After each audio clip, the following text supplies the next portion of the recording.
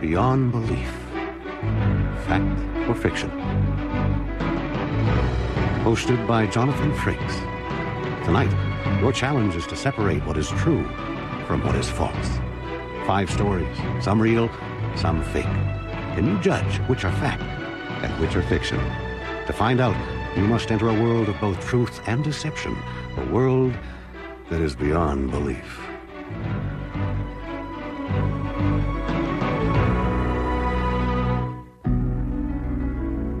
Can you really believe your eyes? Look at this checkerboard design. Your eyes will tell you that this square is darker than this one. Now, let's take a closer look. As you can see, both squares are exactly the same shade. So it is with our stories tonight. What might at first seem to be black or white may turn out to be equal shades of gray. Be very careful about trusting us too much. After all, we have a checkered past. Book signings are pleasant rituals for both authors and fans. The writer gets an ego boost, the reader a personal memento. Of course, not every author achieves the prestige to warrant a book signing. In fact, the clients of agent Stan Trask never do. But the next situation that Stan will face is so monumental, he can't possibly write it off. Literary agent Stan Trask has run his own one-man operation for the past 12 years. He specializes in handling writers of pulp fiction and romance novels. No. I told you. I love it. I think this is the best thing you've ever written. It made me cry. Yeah, it did. Yeah, I'm talking hardcover. I'm talking paperback, a movie deal, 7 figures, no less. Being an agent is not an easy profession. A lot of late nights and competition is fierce. But Stan's done very well for himself, mainly by ripping off his clients. Right, so all I need from you is another $5,000. Why? Well, there's printing, there's publicity costs. I can't keep going into my own pocket on this, dear. Right, we are so close. Yeah, great. Wonderful. All right, listen, dear. I need you to make that check out to cash. That's right. Yeah. I gotta go, hon. I gotta go, okay? All right, let's have dinner soon. Right, bye-bye.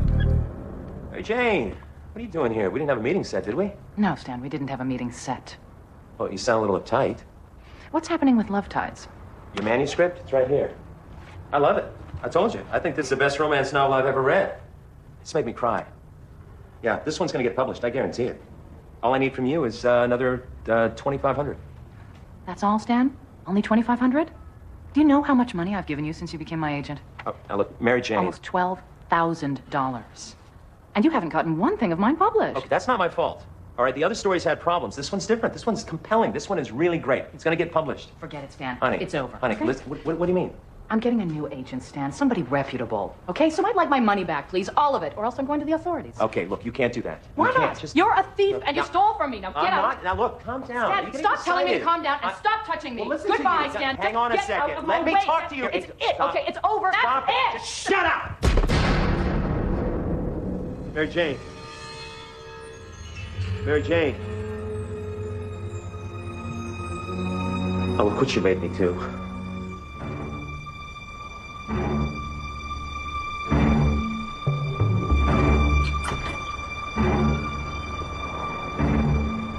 Stan Trask had never killed anyone before, but he took to it like a natural.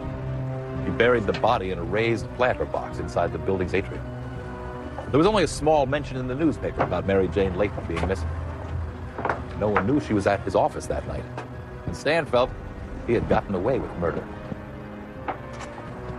And then another plan began to take shape in Stan's twisted mind. Mary Jane's manuscript was good, and he was sure he could get it published. And with Mary Jane out of the way, Stan could keep all the money. He created a fictitious author by the name of Lucille Carnes and sent Love Tides to a publisher who bought it immediately. On its release, Love Tides, by the non-existent Lucille Carnes, became an instant bestseller. No. I told you. She doesn't do any book signings or personal appearances. Lucille Carnes is a very private person. She wouldn't even let us take her picture for the book jacket. Look, what can I tell you? She won't do it. Everything was going according to plan, and then Stan got a message that would haunt him for the rest of his days. An anonymous caller informed Stan of the impossible, that Lucille Carnes was at Robin's bookstore signing copies of Love Tides.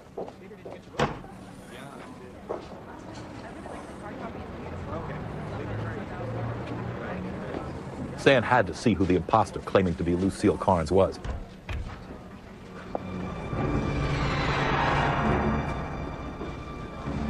What is going on here? How could this be? She looked exactly like Mary Jane Layton. Excuse me. May I look at your book? Okay. Strange, isn't it? Changing the name on the cover to Mary Jane Layton. I asked her what it meant, she wouldn't tell me. Look, she even signed it on the inside. Mary Jane Layton. Who do you think that is? I don't know.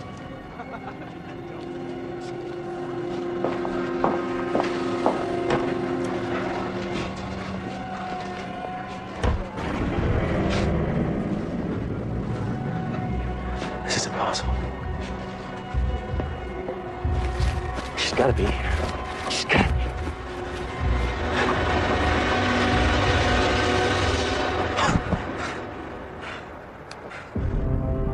The Homicide Division had received an anonymous tip to follow Stan Trask that day. What they found was more than enough evidence to convict him of murder in the first degree. After serving only 6 months of a life sentence, ex-agent Stan Trask stepped off a pile of books from the prison library and hanged himself. So who was the mysterious woman at the book signing? Was it the ghost of Mary Jane Layton? Or was it just a look-alike? If so, where did she come from? Did Mary Jane have a twin sister bent upon getting revenge against Stan? Or was it Stan's own guilty conscience that caused him to imagine the entire incident? Is this story of the ghostly autograph true? Or does it bear the signature of the lie? We'll find out if this story is true or false at the end of our show. Next, 3 students are threatened by the ghost of a Confederate general on Beyond Belief, Fact or Fiction. Making movies is easier than it's ever been. There are thousands of budding Steven Spielbergs out there, creating their own film ideas with the help of equipment that's both portable and affordable. Zach Rothbard is a bold young filmmaker with the energy and courage of youth.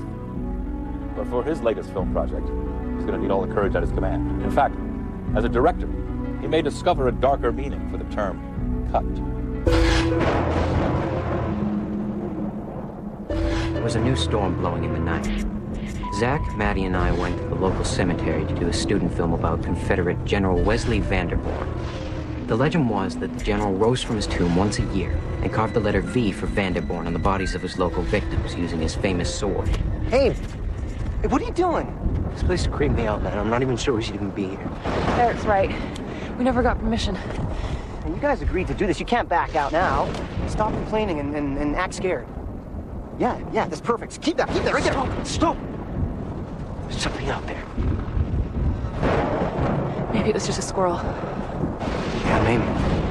Or maybe it's General Wesley Vanderborn, ready to lop off a few Yankee heads with the sword. You know, a close friend of my brother's best friend actually knew somebody that got murdered with a Confederate sword right here in the cemetery. Yeah, I heard that story too. It's an urban legend. How do you know it's not true? It's not true because there's no such thing as ghosts. Well, then there's nothing to be afraid of there, is there?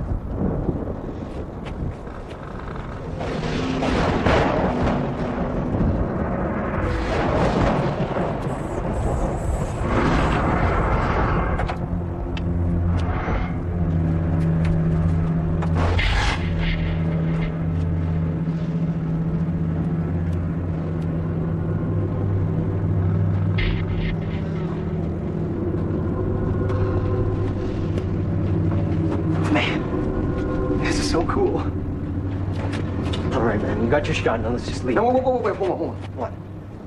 Open up the coffin. I need to get a good shot of the general.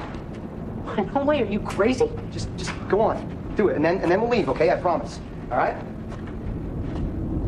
Go on. Go ahead. Come on. Just do it, Eric, and get out of here. Yep. Turn it off! Okay, it's off. Somebody please tell me how those moths got into an airtight coffin. Maybe there's a crack somewhere. Caterpillars crawled in, laid the cocoons, and then they hatched. Or maybe Zach put them in there to scare us. No, I've never been in here before in my life, I swear. Look, I don't care how they got in there, okay? I just want to leave right now, okay? I'm serious this time. Me too, Zach. Wait. We're here, I mean, Shouldn't we just see what the guy looks like? Huh? Come on.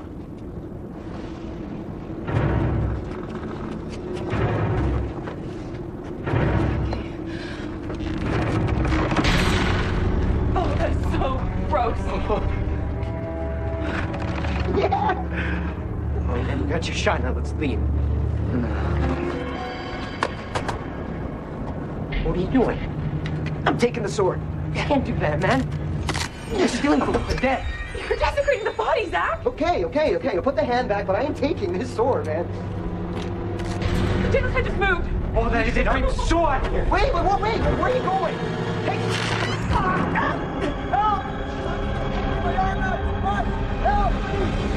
Help! I'm stuck! We've got to help him.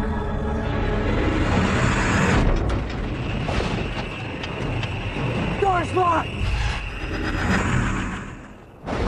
You kids shouldn't be treating the cemetery like a playground. A crypt is a sacred place. You should leave the dead be. Oh, hurry! Give me a hand.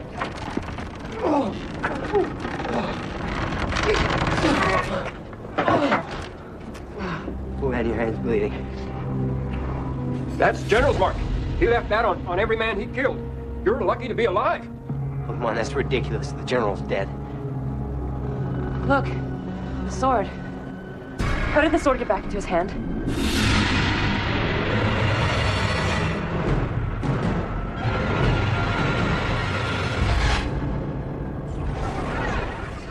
What do you believe? Did the spirit of the general actually come to life to protect his crypt?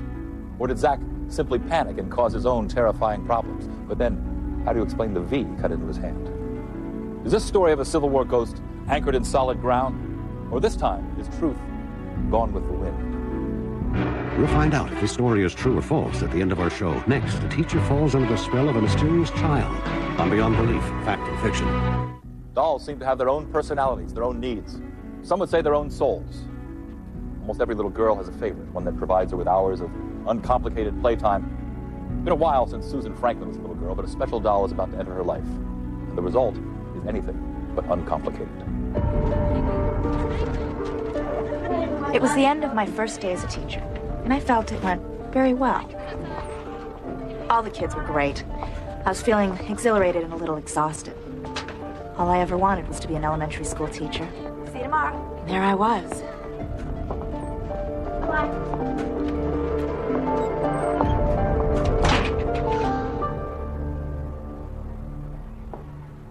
You're Ashley, aren't you? You know, class is dismissed, sweetheart. You can go now. Your mom's probably waiting out front for you. Can you please give me my doll back? Your doll? What doll's that, Ashley? Rebecca's wearing her pink dress, and she has long brown hair and a blinking eye. I'm sorry, honey, but I don't have your doll. Yes, you do, and I want you to bring her back tomorrow. Ashley, maybe one of your friends has your doll? I don't. You do. Why are you saying you don't?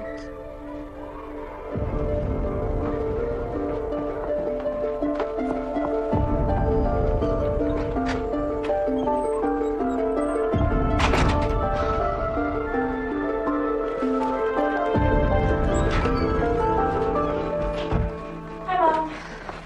Wow, school must be out. How was your first day, honey? That was fine. That's it? Just fine? I thought you'd be a little more excited. How'd you like your students? Well, there's one little girl. What about her? Nothing. I don't know. I'm just tired. 26 8-year-olds can be a handful. Do you want some tea? No, I'm all right, thanks. Is my doll collection still in the garage? I think so. Why do you ask? Just curious about something. I just couldn't get Ashley off my mind.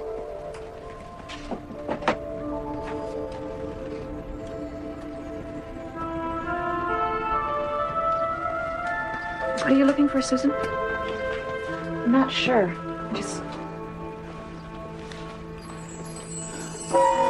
Mom, is this my doll? Actually, it belonged to a friend of yours. Which friend? Her name was Ashley. I had a friend named Ashley, and this was her doll. How come I don't remember her? I remember all of my friends. Oh, Susan, I was always afraid this day would come. What do you mean? Okay. When you were 8 years old, Ashley was your best friend. You did everything together. You were inseparable like sisters. One day, Ashley was over at the house, and you were playing Tea Party. You both loved playing with your dolls. Anyway, it was getting late, and Ashley's mother came to take her home. Ashley wanted to leave her favorite doll with you because, well, she was going to be over the very next day.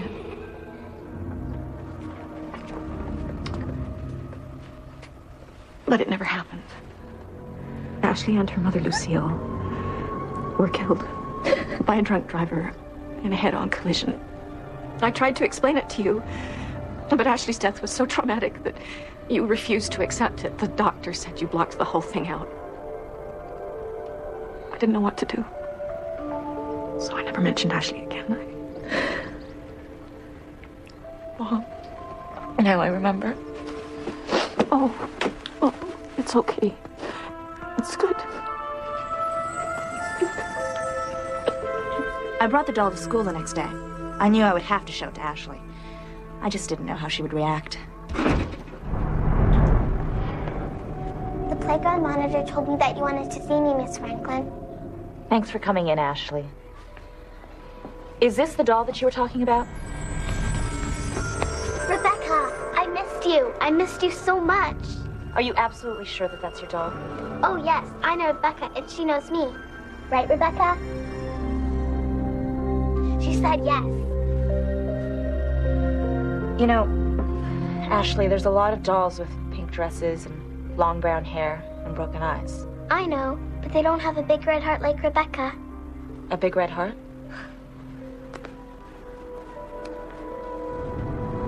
Don't you remember?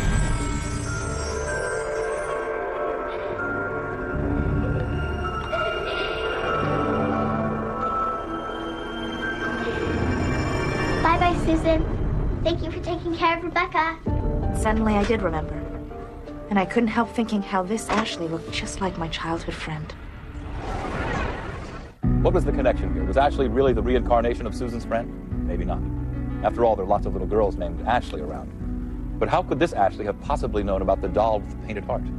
Could Susan's own mind have been playing tricks on her? Is this tale based on plain or simple truth? Or have we taken a lie and dolled it up? We'll find out if this story is true or false at the end of our show. Next, a strange curse hangs over a factory on Beyond Belief, Fact or Fiction. It's a wise craftsman who knows his own tools, but if you're the handyman around your house, you're probably used to having your tools disappear.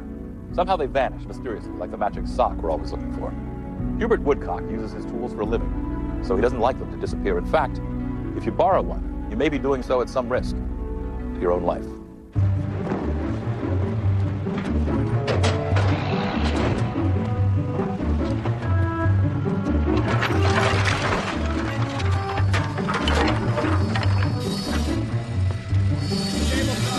It was my first day on the job at Ellis Bainbridge Furniture Makers, and I was excited. They were known around the world for their expert craftsmanship, and I felt I had finally found a company that would appreciate my skills. The crew seemed like a great bunch of guys. There was only one who was a little odd. His name was Hubert, and he'd been there for years. He was from London, and everyone said he was a snob. But I did my best to get along with him. That's beautiful work. Thank you. I'm George Remsen. I hear you're from England. That's correct. I'm Hubert Woodcock. Hi. Well, don't let me interrupt.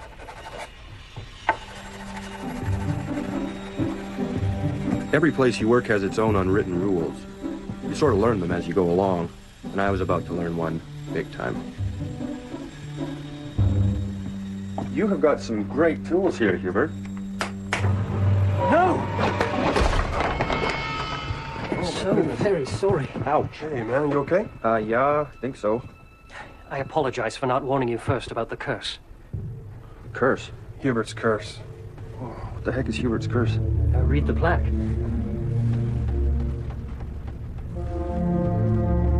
If this tool art borrowed by a friend, good fortune follows thou. But if taken without permission or pilfered from me, woe unto thee, because Hubert's curse shall be upon thine head. You gotta be kidding. Actually, it's quite true. You were just an unfortunate victim. I tried to warn you, but it was too late. So his tools are cursed? Yeah, they are. Yeah. I come from a long line of woodworkers, dating back to the 5th century. One of my ancestors, also named Hubert, actually helped construct King Arthur's Round Table. No kidding. No kidding. My ancestor forged a close friendship with Merlin the magician, great admirer of his work. To protect my ancestor's tools, Merlin put a curse on anyone who took them without permission. The plaque was my uncle's idea. He thought it only polite to warn people first. And you guys buy into this? Oh, yeah. Well, look what just happened to you. Simply ask me first, and then nothing bad will happen to you. Guys, the head was loose on a hammer. There's no such thing as curses. Who's that? After that, things went okay for the rest of the week. But then I decided to stay late one night to get a jump on the next day. I couldn't help thinking about what happened that first day in Hubert's so-called curse. I just didn't buy into that whole Merlin the magician story. I got to admit, temptation got the best of me. I couldn't help it. I just had to test that curse. I needed an electric screwdriver, and Hubert's was right there, begging to be borrowed. Some curse.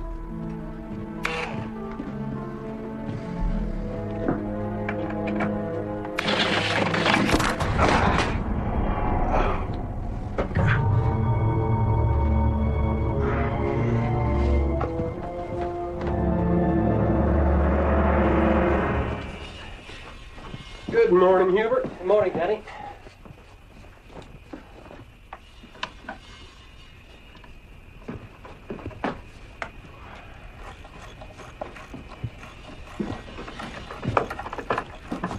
You got a better bit than this, Danny? What happened to your hand?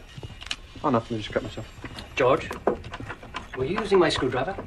Your screwdriver? No, man. Got my hand. Okay, fine. I was using your screwdriver. It's an electric screwdriver. Why didn't you listen to me and ask permission? Because it was not your curse, Hubert. It was a freak accident, okay? Be careful, George. You don't know what you're dealing with. For the next few days, I kept to my own tools, and there were no accidents. But then... Oh, great, not now. I was on a deadline, and I really needed to finish the table I was working on. That's when I noticed Hubert's ladder leaning against his workbench. Hey, Hubert, my light just blew out. Could I please borrow your ladder? Of course, George. Be my guest. Thank you.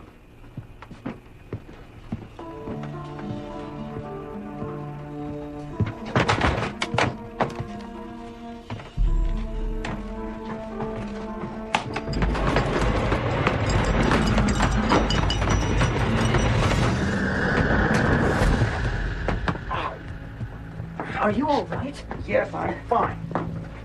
Which is amazing, since I just fell off the top of your ladder. What happened?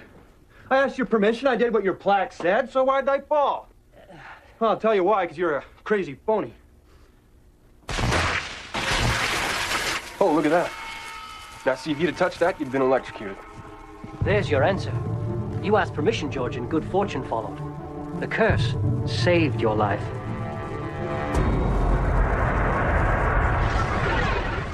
Do you believe in Hubert's curse? Did it really cause George Remsen's injuries and then protect him at the end? Is the curse just a mind game set up by Hubert, or has it actually existed for thousands of years? In assembling this story, have our writers used the tools of their trade to fool you? Or are they really hammering home the truth?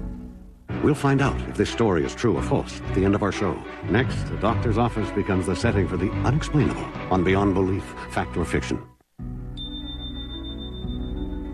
Have you had your hearing tested lately? With all the loud sounds we're exposed to throughout our lives, hearing loss is more common than ever. Fortunately, today's hearing devices are smaller than ever. Still, 10-year-old Katie Conway has been refusing to wear her hearing aid lately. And the reason may not lie inside her ear, It may reside within the secrets of her mind. After you've been a doctor for a while, the long, hectic days in the office often run together. This day was going to be one that would stand out forever. Katie Conway. She's ready for you in room 5. That's odd. Katie was just in. Are you new? I'm Sarah. I'm a temp, just filling in for today. Katie was a quiet, bright little girl that I'd been treating for about a month. Mrs. Conway. Dr. Spaulding, how are you? Just fine. Question is, how is your princess today? This is about Katie's hearing aid. Yes, I noticed she's not wearing it. And she knows she's supposed to, but I can't get her to keep it in. Let's see. Did you bring the unit with you? Yeah. May I see it? Of course. Katie knows how important it is to wear it for school. And for safety's sake when she's playing or riding her bike. Well, it seems to be operating fine. So, Katie, I just need you to tell me if this hurts you in any way. Okay? I'm sure it's uncomfortable at first, but she just has to wear it. Katie, can you tell me why you don't want to wear your hearing aid? Because I don't like it. That's the same answer I get at home. You just have to tell her she has to wear it. I'm at my wit's end. Mrs. Conway, why don't we step out for a moment? Give us a chance to talk. Yeah, of course. Thanks. Sarah, would you stay with Katie, please, and keep her busy? Maybe she'd like to color. Oh, I'd be happy to, Doctor.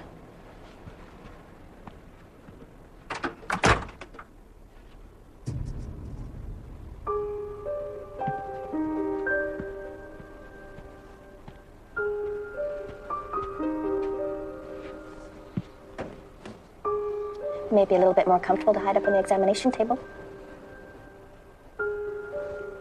Would you like to color?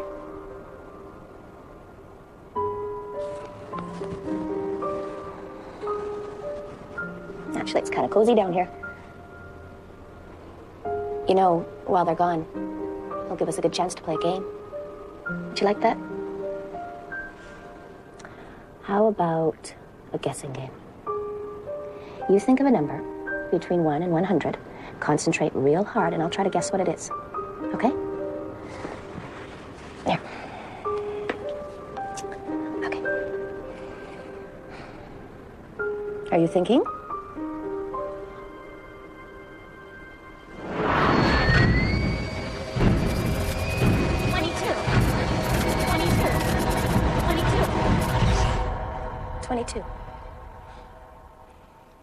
That's it. How did you guess? I don't know. Are you sure that's the right number? You're not teasing me, are you? No.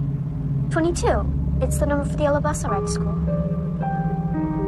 Let's play again. This time you guess the name I'm thinking of.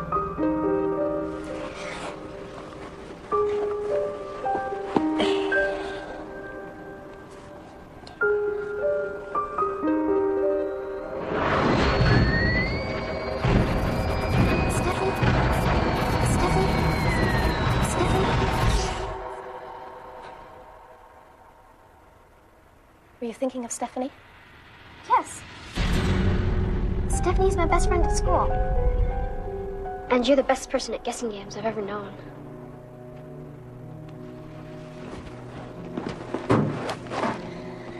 Katie, why don't you like to wear your hearing aid? Sometimes. A lot of the time. I'm scared of what I hear. With my hearing aid, I'm afraid I'll hear it even more. It hurts inside, right? In your head. Didn't you tell your mother? I did at first. But it made her so scared she cried. And I didn't want her to cry. So I said it didn't hurt anymore. And it does. It hurts bad sometimes. And I hear those awful sounds. Scary. I know. You heard them too, didn't you? You heard the sounds I hear. I believe I did. Can you make them stop? Can you make the sounds go away? Please.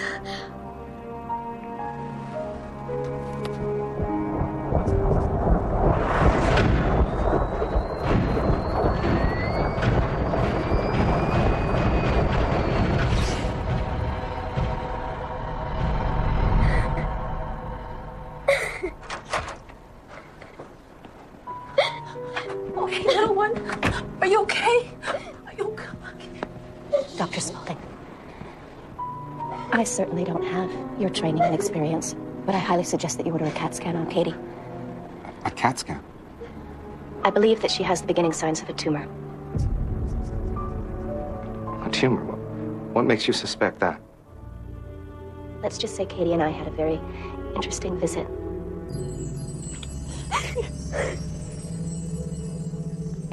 Don't ask me why, but there was something about that nurse I believed. Dr. Spaulding, I see that Katie Conway was in again yesterday. You ordered a CAT scan. It picked up a tumor, putting pressure on her auditory nerve. Early stages. We're going to be able to treat it. Boy, that was a lucky catch. No kidding. The next time there's an opening on the nursing staff, you should try to bring in the temp who was working yesterday. Sarah. Excuse me, Dr. Spaulding. No one was out yesterday. We didn't bring a temp into the office. That can't be. Are you sure? I'm positive.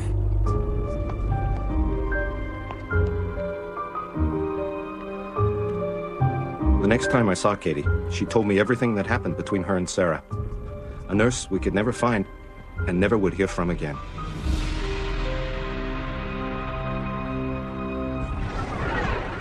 Who was Nurse Sarah? Why was she there that day? How was she able to make the psychic connection with little Katie? Was she really able to hear what Katie was hearing? Or was she simply just intuitive? Is this story of Nurse Sarah, the angel of mercy, based on truth? Or is it merely hearsay? Next, you'll find out which of our stories are fact and which are fiction when Beyond Belief returns. Now let's look back at tonight's stories and find out which ones are inspired by actual events and which ones are totally false. Let's have one more look at the agent who tried to bury his client. Forget it, Stan. Honey, it's over. Honey, okay? listen, what do you mean? I'm getting a new agent, Stan. Somebody reputable. Okay, so I'd like my money back, please. All of it, or else I'm going to the authorities. Okay, look, you can't do that. Why You not? can't. You're a thief, and you stole from me. Now get I'm out. not. Now look, calm down. Stan, You're getting stop telling me to excited. calm down and stop touching me. Well, listen to Goodbye, you. Stan. Hang on a Get second. out of Let my me way. talk to you. It's it. Stop. Okay, it's over. Stop That's it. it. Just shut up. Mary Jane. Did a similar story to this one take place? Could be. But we made this one up. And now let's have one more look at the students who disturbed a spirit's final resting place. Oh, that is so gross. Yeah! Oh, man, you got your shot. Now let's leave. What are you doing? I'm taking the sword. You can't do that, man. You're stealing from the dead. You're desecrating the body, Zach. Okay. I'll put the hand back, but I am taking this sword, man. Genocide just moved. Did a similar story to this one take place? Not this time. It's a lie.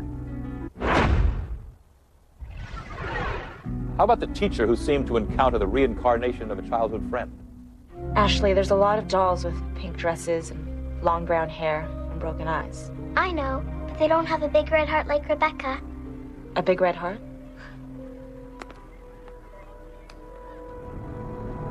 Don't you remember?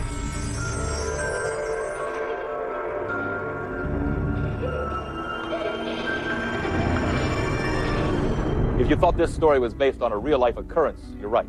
A similar story happened to a teacher in the Florida area decades ago.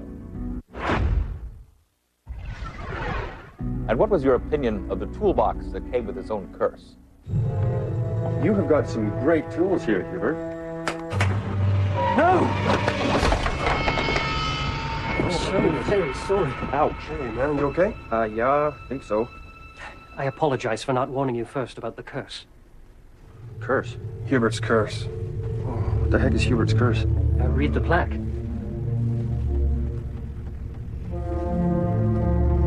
If this tool art borrowed by a friend, good fortune follows thou.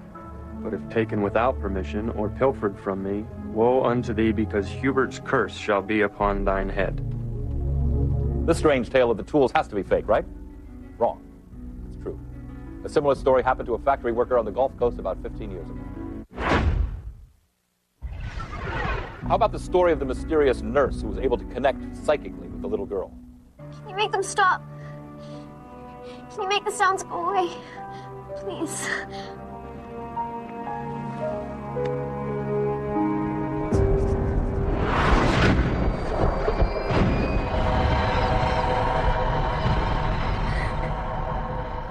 Is this story based on a real happening? Not this time. It's fiction. So do you still think that fact and fiction are polar opposites? Or do they occupy the exact same space? And trying to find one without encountering the other is a challenge that is truly beyond belief. I'm Jonathan Frakes. The true stories on tonight's show were based upon first-hand research by author Robert Tralins. This is Campbell Lane.